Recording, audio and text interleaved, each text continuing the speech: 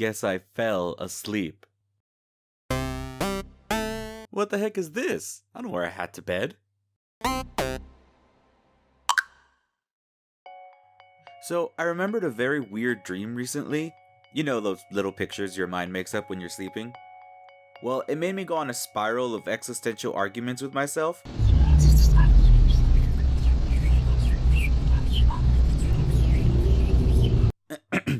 Well, let me give you a quick rundown. See, in this dream, I walked up to a pond and I looked into it. But instead of fish, there was people swimming inside. But they weren't like mermaids, they were just tiny people. And after watching them for a bit, I started reaching in to try to catch them. When I caught one, I started pulling it out, and as soon as their skin touched the air, they turned into fish. Now, I don't know what this means, or if it means anything, but it gave me some ideas, or like hypothetical scenarios of what dreams could be. Now bear with me here, cause I know these are going to be a little out there. What if dreams are a separate reality that we get access to when we sleep? That could possibly explain those reoccurring dreams that we can sometimes have. I mean, have you ever been in a reoccurring dream and somehow you knew you've been there before? Maybe you don't know exactly what will happen, but you have this feeling that you shouldn't open that door, or that you need to turn the lights off. Or just something like that. I like to think that some dreams are kind of a second life you get that pauses whenever you wake up. I know I've had some dreams where I recognize that it's like a continuation of a dream that I had years ago, and I was just like, anyway, thanks for helping me escape, now let's start baking this cake. Some dreams are obviously just manifestations of feelings you're having though, like the standard, falling and waking up right before you hit the floor. Someone chasing you but you can't run. Teeth falling out, and I don't know if this one is common, but it's happened to me several times. There's this big bad threat looming over you, and you decide not to run, but to fight.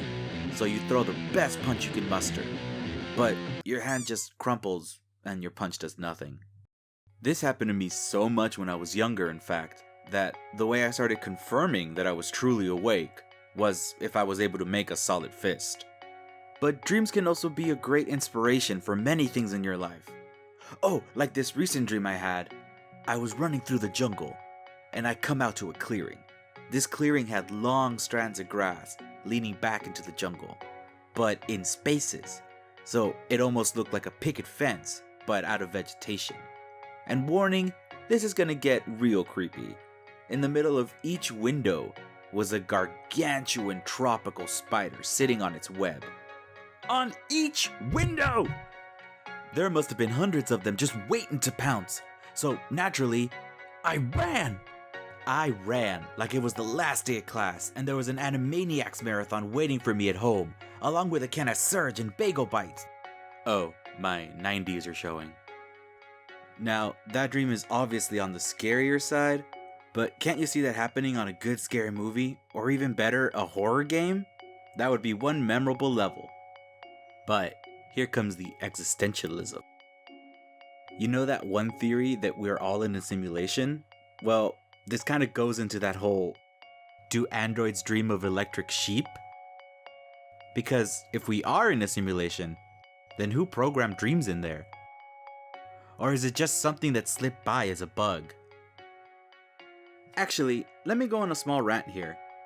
If we are in a simulation, wouldn't they want to program us to not develop that idea?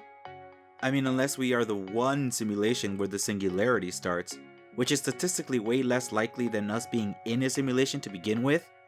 The one excuse I can see with this theory is maybe they want us to figure it out. But why? If we built a simulation to see if it could recognize that it's in a simulation, wouldn't we terminate it once it figures it out? Maybe this is why we don't always remember our dreams.